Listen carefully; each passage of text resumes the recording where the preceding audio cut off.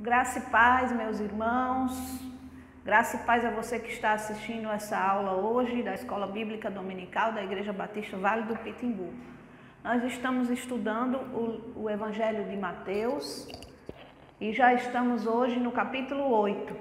Acabamos de ver o Sermão da Montanha, que compreendeu os capítulos 5, 6 e 7. E hoje nós vamos começar uma série que os autores compreendem como curas e milagres, né? Prodígios de Jesus. Então, Mateus se preocupou em fazer uma divisão, né, entre o ministério de Jesus, o ensino da palavra, a manifestação do seu poder e os sermões escatológicos.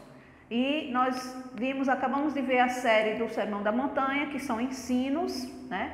E agora ele parte para alguns milagres que Jesus realizou após descer da montanha.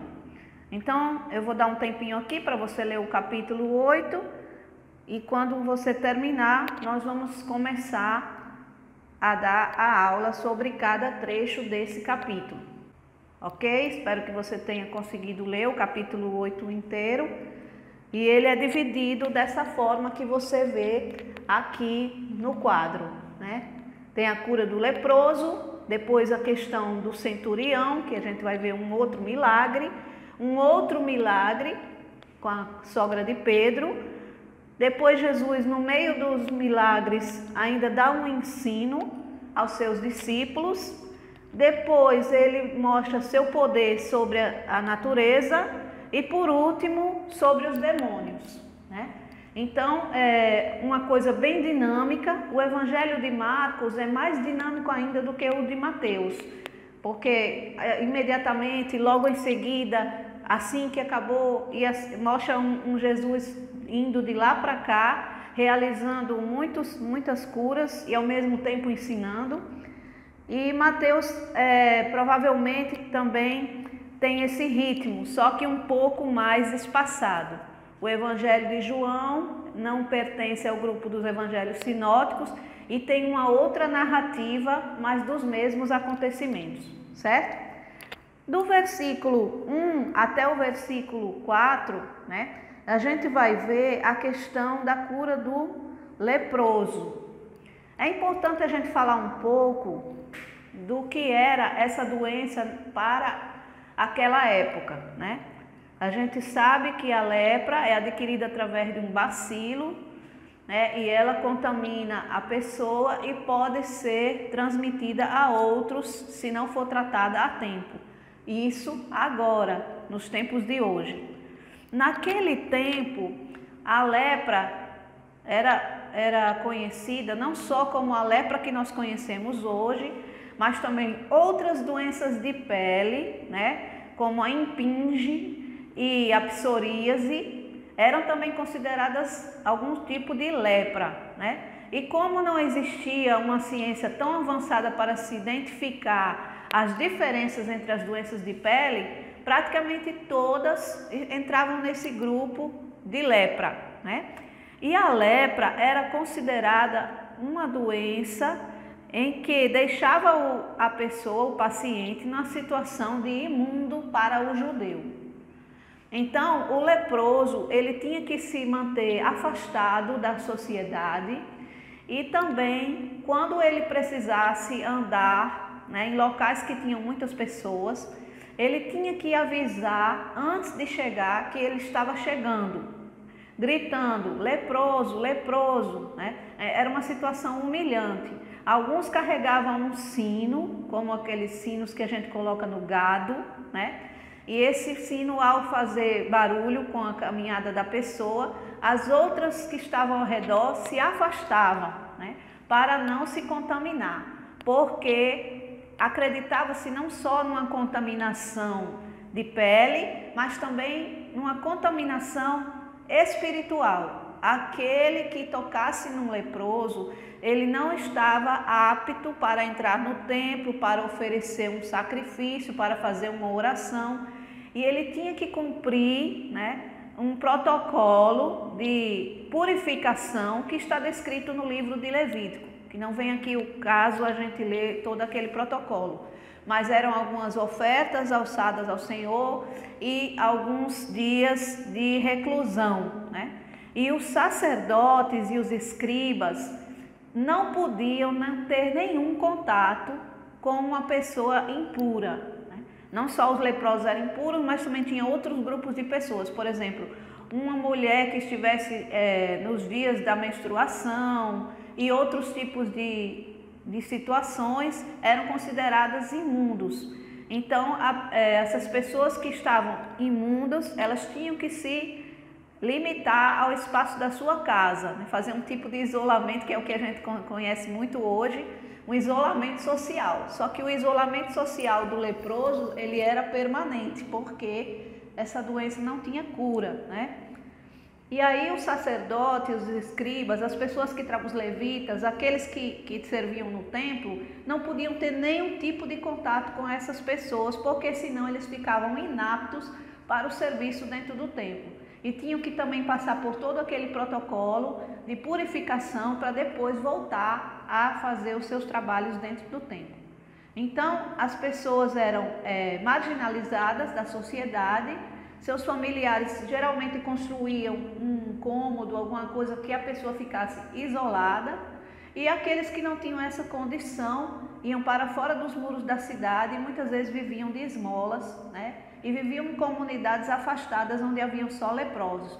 Daí veio aquela ideia que até o século XX persistiu dos leprosários, né? Que eram lugares onde ficavam as pessoas com esse tipo de doença, certo? Então a Bíblia diz aqui no versículo 1 e 2 do capítulo 8: ora, descendo ele do monte, grandes multidões o seguiram. E eis que um leproso, tendo se aproximado, adorou-o, dizendo: Senhor, se quiseres, podes purificar-me. É interessante a gente ver, né, imediatamente após aquele sermão da montanha, as pessoas ficaram maravilhadas com suas palavras e o seguiram. E ele estava se encaminhando para a cidade de Cafarnaum, que era onde Pedro morava, certo? E aí, no meio dessa caminhada, imagina-se uma multidão acompanhando Jesus, não só os que estavam ouvindo o sermão, mas também aqueles que vieram para encontrá-lo no meio do caminho, né? Estavam caminhando com ele quando um leproso se aproximou. Então, era de se esperar que todos se afastassem, inclusive Jesus, que era um mestre, um rabino, e não podia, pelo fato de ser um mestre, ter contato com uma pessoa impura, né? Mas aí ele se prostrou diante do Senhor e o adorou. É interessante você perceber que ele, em primeiro lugar, reconheceu que Jesus era Senhor, porque a palavra que o original coloca aqui como Senhor é realmente relacionada a alguém que tem autoridade, Deus, o Filho de Deus. Então, esse leproso, não se sabe se ele já tinha ouvido falar ou se ele tinha participado de longe, ouvindo o sermão da montanha. Não temos informações desse leproso, mas é provável que ele tenha sabido das atividades de Jesus e reconheceu nele o Senhor, alguém que podia fazer algo por ele. Não apenas um sacerdote que iria mandá-lo se purificar para poder entrar no templo e participar de alguma coisa na câmara reservada para os leprosos, né? Mas alguém que tem uma autoridade acima de toda autoridade, que é Jesus. Então, em primeiro lugar, ele o adorou. E depois ele disse: se quiseres, bem podes limpar-me.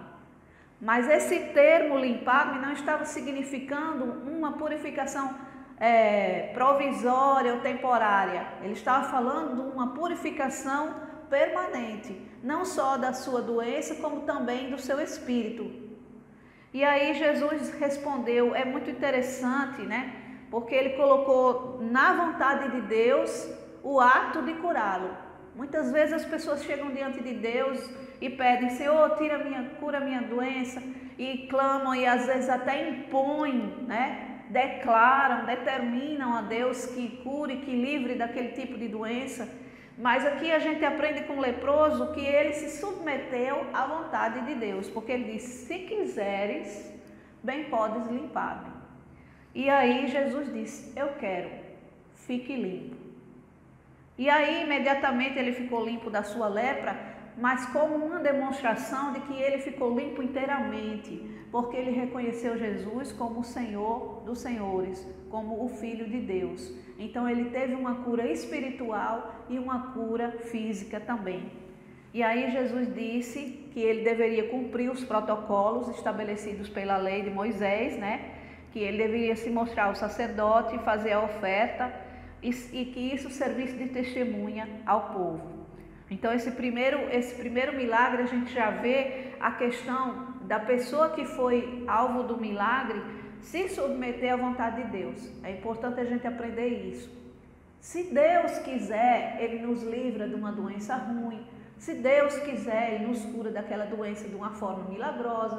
Ou Ele pode usar os médicos, a ciência para fazer isso. Ou às vezes, em determinados casos, a gente tem que conviver com a doença crônica até o fim dos nossos dias. Isso não significa que você não está sendo abençoado por Deus, né? Mas que a vontade de Deus é que é soberana e não a nossa. Em seguida, né, ele entra em Cafarnaum, já estava próximo da cidade de Cafarnaum.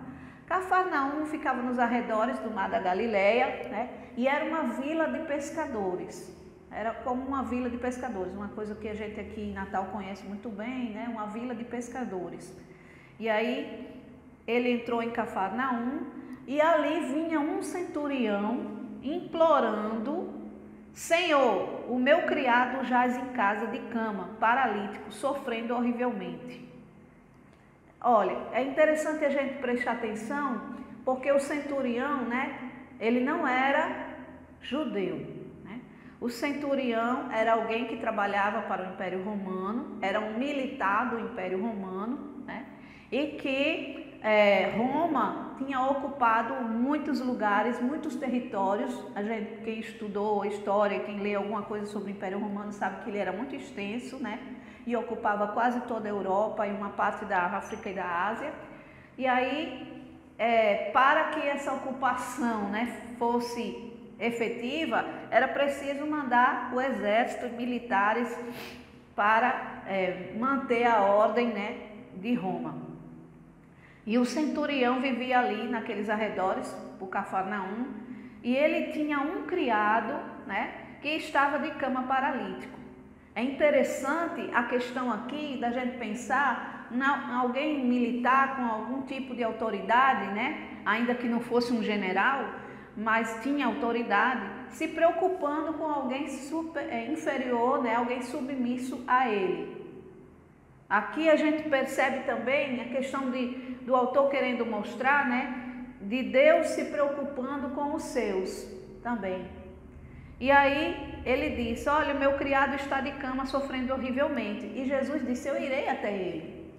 É claro que Jesus já sabia o que ele ia responder, mas ele provocou esse diálogo, né, para que as pessoas, não vamos perder de vista que Jesus estava rodeado por uma multidão. Então, o que ele estava fazendo estava sendo visto por algumas pessoas, alguns milhares de pessoas, um testemunho que serviria e chegaria até nós, né? E aí o centurião disse: não, Senhor, eu não posso deixar que tu entres na minha casa, porque tu és superior a mim, né? Na minha profissão como militar, eu sei que se eu der ordem aos meus soldados, eles irão fazer aquilo que eu estou mandando e sem nenhum problema, não é necessário que eu esteja lá. Da mesma forma, eu sei que só em tu falares alguma coisa, né, o meu rapaz será curado. E aí Jesus se admira da sua fé, né? Ele não precisava ver o milagre acontecer com os próprios olhos. Ele sabia que só com a palavra de Jesus, com a autoridade que ele tinha, se ele dissesse ao centurião: ele está curado, ele sabia que isso era verdade. E nós, como cristãos, muitas vezes nós nos comportamos como Tomé, nós queremos ver para crer, né? O centurião mostrou uma fé superior porque ele não precisou ver para crer na palavra de Jesus. Então, ele diz no versículo 9, eu também sou homem sujeito à autoridade e também tenho soldados sobre as minhas ordens. E digo a este, vai, e ele vai, e a outro, vem, e ele vem, e ao meu servo, faz, e ele faz. Ouvindo isso, admirou-se Jesus e disse aos que o seguiam, em verdade vos afirmo que nem mesmo em Israel achei fé como essa. Digo-vos que muitos virão do Oriente e do Ocidente e tomarão lugares à mesa com Abraão, Isaque e Jacó no reino dos céus. E o versículo 13 diz, então disse Jesus ao centurião, vai-te e seja feito conforme a tua fé. E naquela mesma hora o servo foi curado. De longe, né? Jesus não precisou ir até a casa do centurião, porque o centurião creu que só pela palavra de Jesus ele poderia ser curado. E quando Jesus faz uma referência aqui, que nem mesmo em Israel viu uma fé tão grande, ele estava falando sobre aquilo que João fala no capítulo 1. Veio para o que era seu e os seus não o receberam, mas a todos quanto o receberam, deu-lhes o poder de serem chamados filhos de Deus. Então o Messias veio através dos judeus. Os próprios judeus não creram e todos foram convidados para o banquete do Senhor, né? Então é por isso que ele diz que do Ocidente e do Oriente virão e tomarão lugares à mesa com os patriarcas, Abraão, Isaque e Jacó, no reino dos céus. Então o reino dos céus não é só para os judeus, o reino dos céus é para todo aquele que crê, ok? Aí logo em seguida, né, ele chega à casa de Pedro em Cafarnaum. É interessante esse milagre porque é o primeiro milagre e o único milagre em que a pessoa curada ou algum parente dela não perdeu a sua cura. Jesus tomou a iniciativa de curar a sogra de Pedro sem que Pedro ou a sogra ou a esposa de Pedro tivesse solicitado essa cura, né? Então é muito interessante porque não foi a sogra de Pedro, aqui não tem nome, é a sogra de Pedro, né?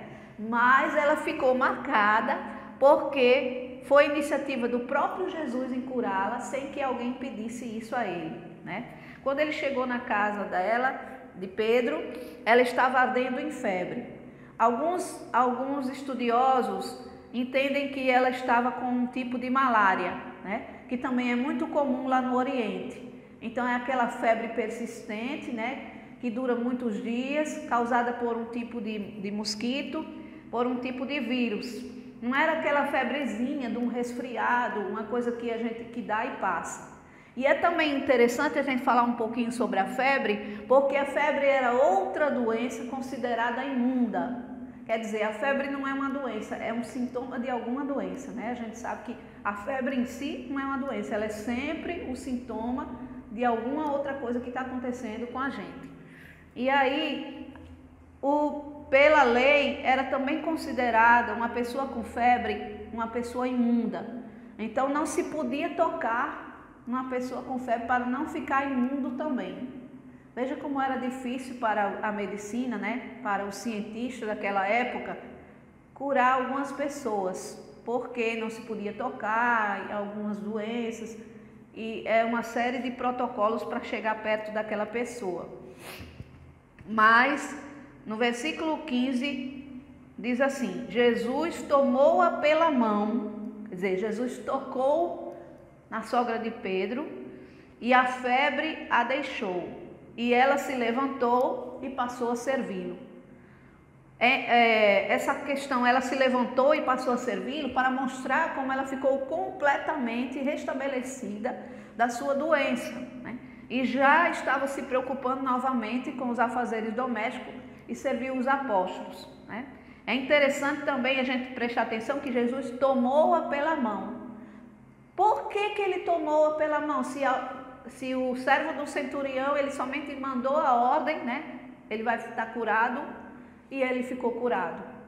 Ele queria mostrar, né, quanto ele se importava com as pessoas. E Jesus não fica preso a essas convenções sociais né? E ele toca na sogra de Pedro. Um mestre, um rabino, alguém que tem poder, alguém que tem autoridade. Mais uma vez, quebrando paradigmas, né, daquela época e tocando na sogra de Pedro.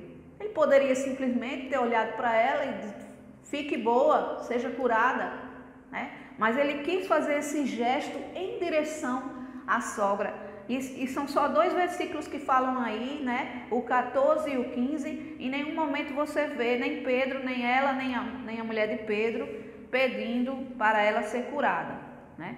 Então foi uma iniciativa de Jesus, mais uma vez, mostrando que ele estava acima de Moisés e da lei, né? E aí, no versículo 16, ele diz que chegaram muitos endemoniados e ele meramente com a palavra expeliu os espíritos e curou todos os que estavam doentes. É interessante, né? A sogra de Pedro ele tocou, mas no versículo 16 diz que com a palavra meramente ele expeliu o espírito e curou todos os que estavam doentes. Quer dizer, ele teve um dia completo, né, de atender às necessidades das pessoas. Imagina-se que a casa de Pedro não cabia essa multidão, mas as pessoas ficaram dentro e fora e ele atendeu a todas as pessoas, né? No versículo 17 diz, para que se cumprisse o que fora dito por intermédio de Isaías. Ele mesmo tomou as nossas enfermidades e carregou sobre si as nossas dores. Então essa é uma profecia que se encontra lá em Isaías, capítulo 53, versículo 4, depois você pode até conferir, né? Falando que ele tomou sobre si as nossas enfermidades, no sentido que não só ele levou para a cruz as nossas enfermidades e dores, né? E os nossos pecados, como também ele aliviou essas questões de doença e de demônios, enquanto a pessoa está viva, né? E aí chega nessa questão dos desafios de seguir a Cristo, um intervalo entre esses milagres e esses outros 2 milagres. Aqui 3 milagres relacionados a doenças, né? E esses outros 2 aqui não estão relacionados a doenças. Entre eles, um ensinamento de Cristo, né? Qual ensinamento, né? Quando Jesus viu a multidão ao seu redor, versículo 18, ordenou que passassem para uma outra margem do rio, do lago, né? Porque assim, ele estava na casa da sogra de Pedro e da esposa, e a multidão ali e ele curando as pessoas. Só que Jesus também precisava de alguns momentos de silêncio, né? E ao mesmo tempo, a intenção de Jesus ao realizar essas curas e milagres, não era que as pessoas o seguissem por esse motivo, mas era a intenção das pessoas atrás de cura, de milagre, de libertação. E ele tinha acabado de fazer um sermão, né? O sermão era mais importante do que essas curas. Os ensinamentos são mais importantes. E Jesus então decide passar para outra margem do lago, que é o Mar da Galileia. Na verdade é um grande lago, rodeado por algumas montanhas que formam sulcos, né? Formam abismos por onde passavam correntes de ventos e as águas da chuva. E como esse lago é muito grande, né? Não se podia às vezes ver a outra margem. As pessoas costumavam chamar de Mar da Galileia, mas não é mar, é um lago. E ele quis passar para o outro lado do lago, do Mar da Galileia, né? Do chamado Mar da Galileia. E aproximando-se dele, versículo 19, um escriba, quem eram os escribas, né? Os escribas eram aqueles que trabalhavam escrevendo, estudando as escrituras, né? Cuidando dos rolos dos livros dos profetas e da lei de Moisés. Então um escriba se aproximou dele e disse: Mestre, seguir-te-ei para onde quer que fores. Uma declaração, né? Que a nossos olhos pode ser: o homem se converteu, o homem recebeu a Jesus. Mas Jesus deixou claro a situação como é seguir a Jesus. Seguir a Jesus não é um mar de rosas. Ser discípulo de Jesus não é viver só com coisas boas, mas também passar por situações difíceis sabendo que Ele está conosco. E Jesus advertiu, olha, as raposas têm covis, as aves têm ninhos, mas o Filho do Homem não tem onde reclinar a cabeça. Eu não tenho conforto, eu não posso lhe oferecer uma vida de ostentação, né? De conforto, não é isso que Jesus está oferecendo. O que é que Jesus oferece para o seu discípulo? Oferece a vida eterna, né? Então, a todo aquele que nele crê não perece, mas tem a vida eterna. Mas ele mesmo vai dizer lá em João: no mundo tereis aflições, mas tem de bom ânimo, eu venci o mundo. Então não é uma vida sem aflições, sem sofrimentos, sem dores, sem doença. Porque o escriba tinha falado isso, que tinha acabado de presenciar muitos milagres. Talvez ele tenha pensado, se eu andar com Jesus não vou ter mais nenhum tipo de problema. Então Jesus quis adverti-lo. Veja bem, Jesus não disse, não quero recebê-lo como meu aluno, como meu discípulo. Ele só disse, as raposas têm covis, as aves têm ninho, eu não tenho onde reclinar a cabeça. A vida ao meu lado, a vida de quem me segue, não é tão simples, né? E aí, no versículo 21, outro discípulo disse, Senhor, permite-me ir primeiro sepultar o meu pai. Começaram as desculpas. Replicou-lhe, porém, Jesus, segue-me e deixa os mortos sepultar os seus próprios mortos. Então, em outra passagem, né, em outro evangelho, a gente pode ver no evangelho de Lucas, no capítulo 19, a gente pode ver que outros também deram outras desculpas. Um queria vender um terreno, outro casou, outro queria sepultar os pais, e Jesus foi dizendo, foi aproveitando essas desculpas para dizer, né, que nem todos estão prontos, né, para segui-lo, porque é preciso que a pessoa negue a si mesmo, tome a sua cruz e sigam, ok? Então, entraram no barco para passar para o outro lado do lago, e sobreveio uma grande tempestade. Depois desse ensinamento, então um milagre sobre a natureza. Jesus tem autoridade sobre a natureza, sobre a criação. Ele estava desde o princípio. Vamos ver lá em João, só um momento aqui para a gente reforçar essa questão. João capítulo 1, o versículo 1 e o versículo 2 e o 3. No princípio era o verbo, e o verbo estava com Deus, e o verbo era Deus.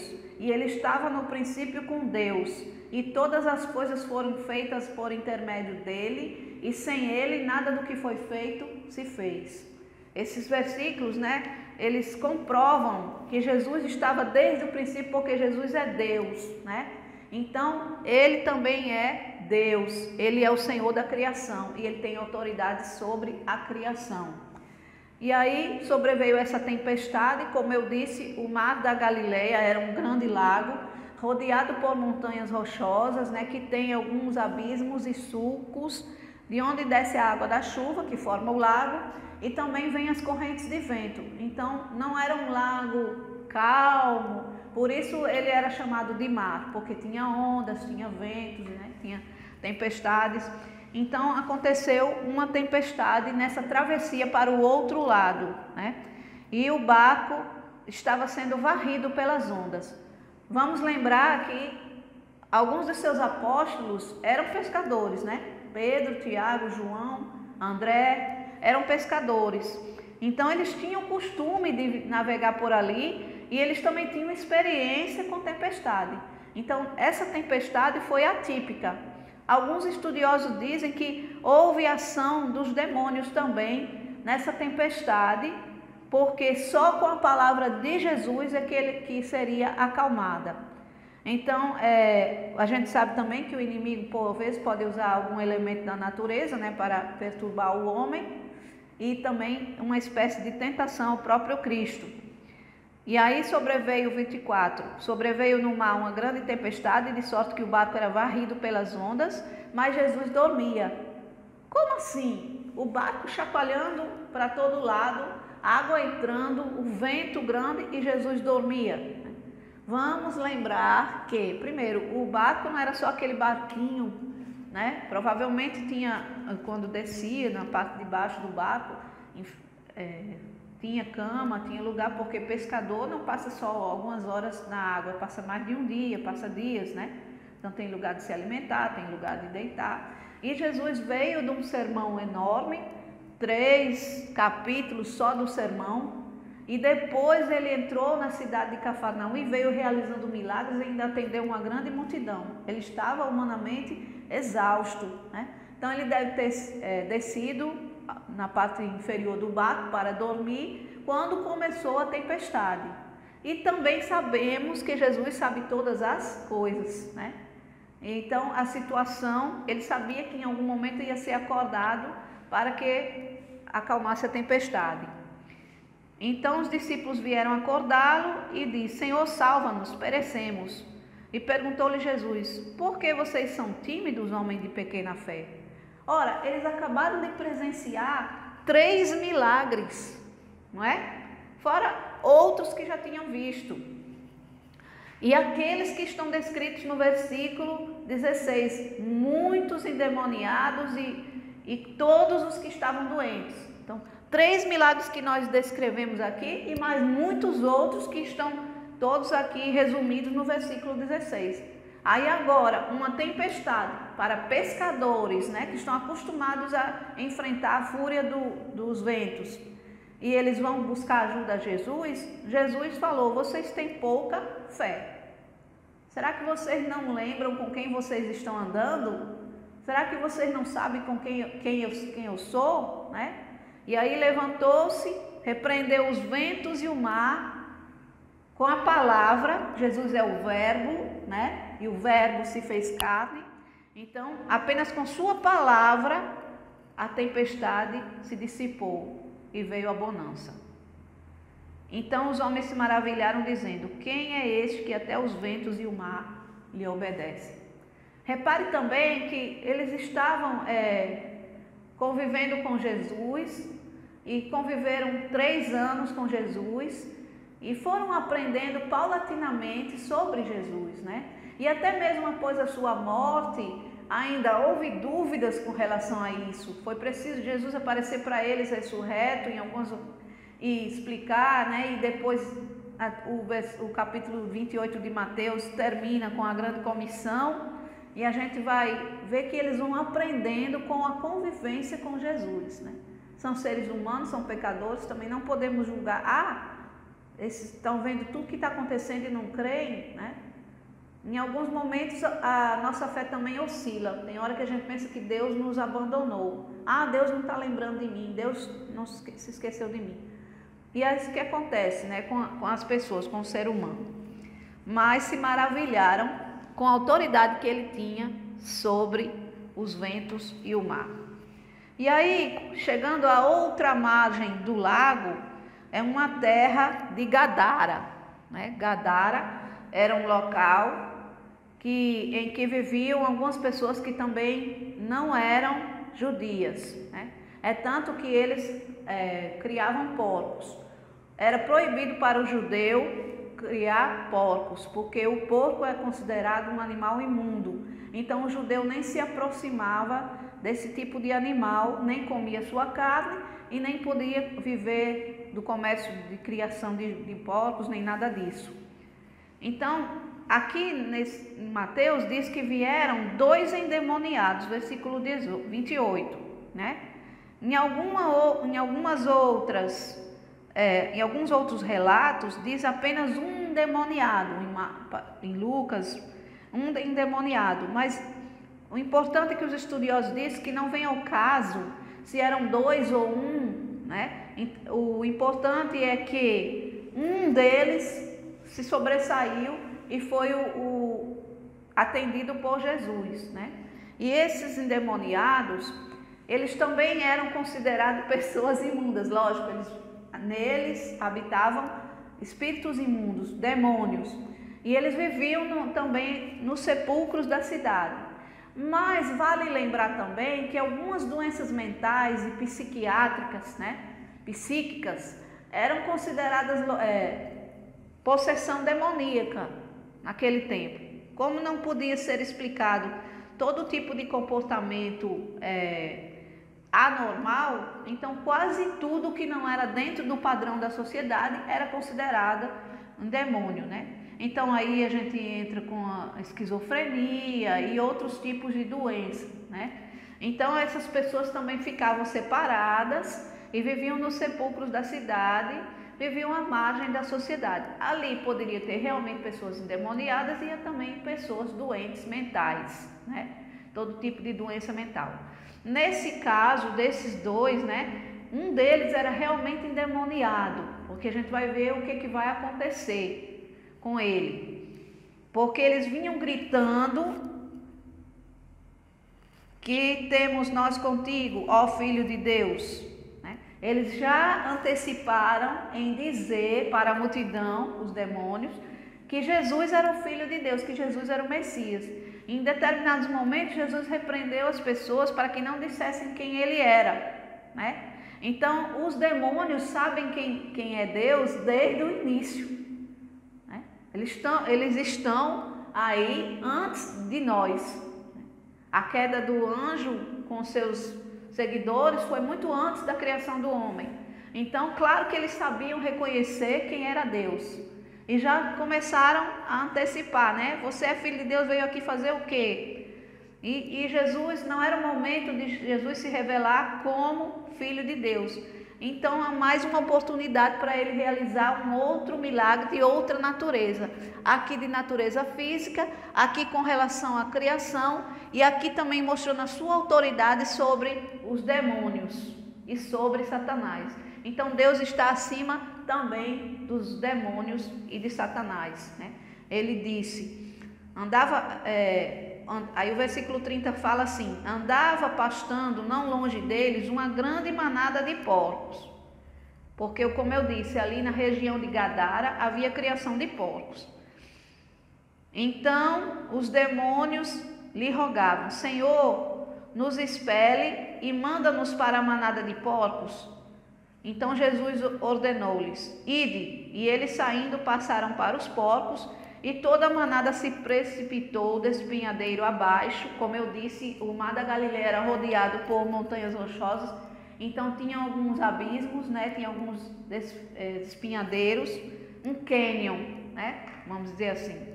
E aqueles porcos se jogaram no precipício e, claro, acabaram no mar e acabaram afogados, E nas águas pereceram.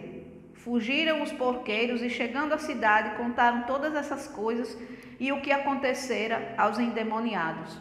Então a cidade toda saiu para encontrar-se com Jesus e, vendo-lhe, rogaram que se retirasse da terra deles. Por que isso, se retirar da terra deles? Consideraram que Jesus era santo, E que eles não tinham condições de viver perto de um homem santo, Então, mesma coisa que a gente pode ver a reação de Isaías quando ele disse, eu sou um homem de lábios impuros e habito no meio de um povo de impuros lábios, Em outras ocasiões nós vemos alguém falando para Jesus que ele é santo e que não dá para conviver com ele, Então, essa reação das pessoas daquela cidade foram de dizer, nós não temos dignidade espiritual para conviver com um homem santo, E pediu que ele se retirasse daquela cidade.